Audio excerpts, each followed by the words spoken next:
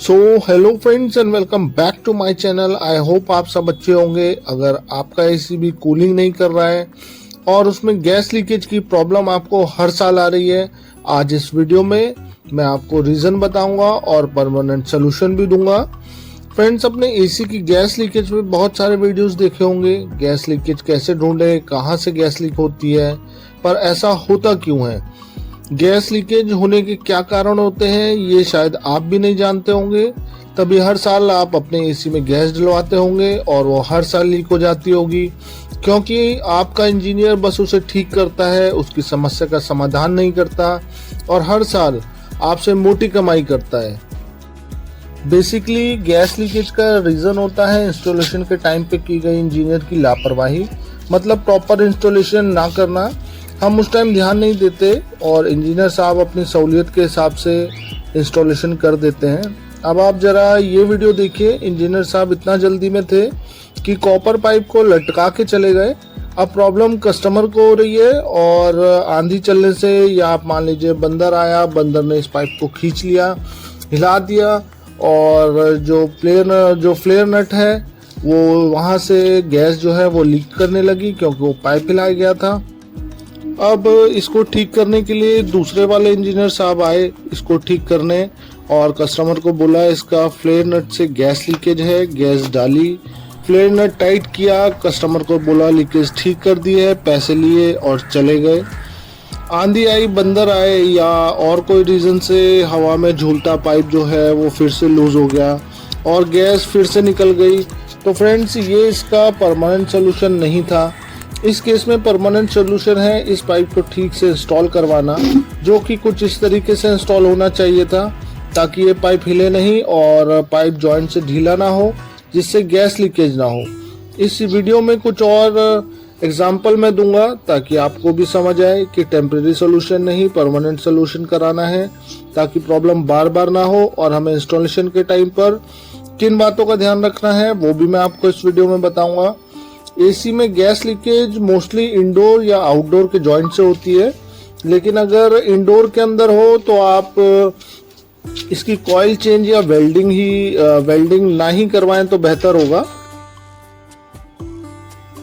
क्योंकि वो ज़्यादा दिन चलती नहीं है और उसमें आपका आराम से 8 से 10 हज़ार रुपये का खर्चा हो जाएगा। इस केस में आप इंडोर यूनिट चेंज कर सकते हैं, वो भी आपका सेम ही खर्चा बैठेगा, उतना ही।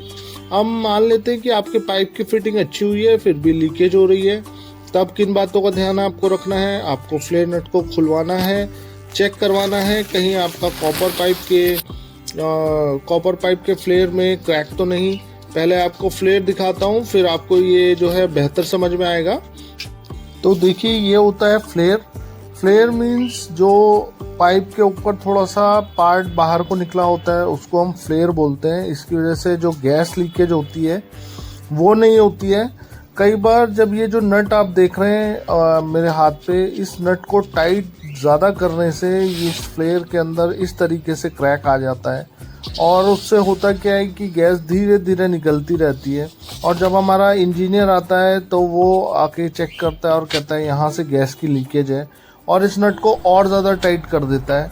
वो कुछ समय के लिए तो ठीक हो जाता है, लेकिन वो फिर धीरे धीरे प्रेशर पड़ने से और भी फटने लगता है और आपकी गैस फिर से लीक करने लगती है। और नेक्स्ट ईयर जब आप एसी चलाते हैं तो वो जो गैस है वो पूरी तरीके से निकल चुकी होती है। अगर आपके एसी में भी लीकेज यहाँ से पकड़ में आती है तो आपको इसको खुलवाना है। इस फ्लेयर को आपको चेक करना है कि इसमें कोई कट तो नहीं आ रहा है या कोई क्रैक तो नहीं आ रहा। अगर आ रहा है तो आपको उसको इस फ्लेयर को कटवा के उसको बोलना है कि आप दोबारा से फ्लेयर बनाओ। फ्लेयर इस तरीके से बनाई जाती है, देखिए इजी काम है, बहुत बड़ा काम नहीं है। और दोबारा से फ्लेयर बनवा के आप उस पाइप को उसमें लगवाइए। लेकिन अगर वो पाइप छोटा पड़ रहा है तो फिर आपको ये पूरा पाइप ही चेंज कराना बेहतर है, या फिर वो आपको दूसरा ऑप्शन देगा कि उसको वेल्ड करके और वो पाइप का टुकड़ा उसमें लगा दिया जाए। वो चल जाएगा, थोड़े दिन काम करेगा, लेकिन उसकी कोई गारंटी वारंटी नहीं होती है। हो सकता है नेक्स्ट ईयर फिर ऐसा हो जाए, तो बेहतर है कि आप पूरा पाइप ही चेंज करवा दें। बहुत बार पाइप छोटा होने की वजह से हमें पाइप ज्वाइन करना पड़ता है। उस केस में आपको ध्यान रखना है कि इंजीनियर आपका पाइप बिना फ्लेयर बनाए ज्वाइन तो नहीं कर रहा। वैसे ये तभी होता है जब हमें पाइप एक्सटेंड करवाना पड़ता है। जो 3 मीटर का पाइप एसी के साथ आता है उसमें तो फ्लेयर ऑलरेडी कंपनी बना के देती है, उसमें ये फ्लेयर बनाने की ज़रूरत नहीं पड़ती। इस वीडियो का मोटिव आपको बस ये समझाना था कि सिर्फ रिपेयर नहीं करवाना, आपको लीकेज का रीज़न ढूंढना है कि लीकेज क्यों हुई, और बस इसे रिपेयर करवाने से प्रॉब्लम जो है वो फिर से आएगी। तो आपको रीज़न ढूंढ के उस रीज़न को सॉर्ट आउट करना है, ना कि जस्ट इसे रिपेयर करा के छोड़ देना है।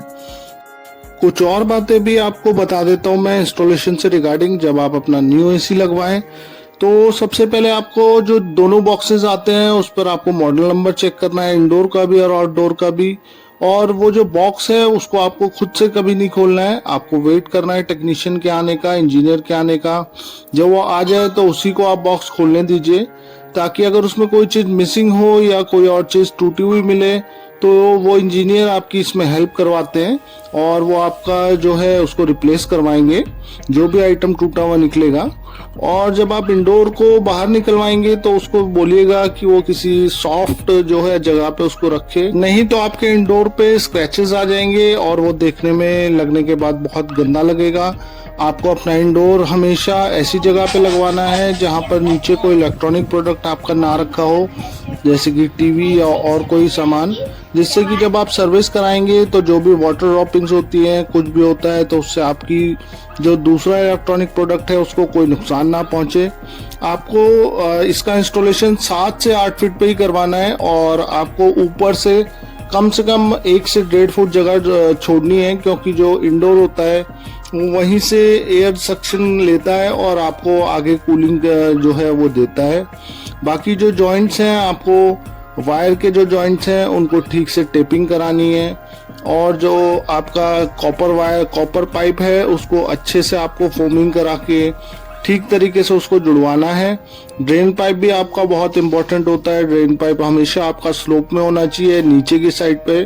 वॉल स्टैंड होता है आउटडोर का, उसको भी आपको ठीक से चेक करना है कि वो कहीं हिल तो नहीं रहा, और आपका जो आउटडोर है वो भी नहीं हिलना चाहिए, क्योंकि जब वो चलेगा तो वो वाइब्रेट करेगा और वाइब्रेशन की वजह से आपका जो जॉइंट्स हैं वो हिलेंगे और उसी वजह से जो है गैस लीकेज होती है। आपको आज गैस लीकेज से रिलेटेड सभी बातें बता दी हैं। आई होप ये सब बातें आपके भी काम आए और आप भी अपनी जो गैस लीकेज है उसको बचा पाएं और अपना जो पैसे हैं उसको भी बचा पाएं।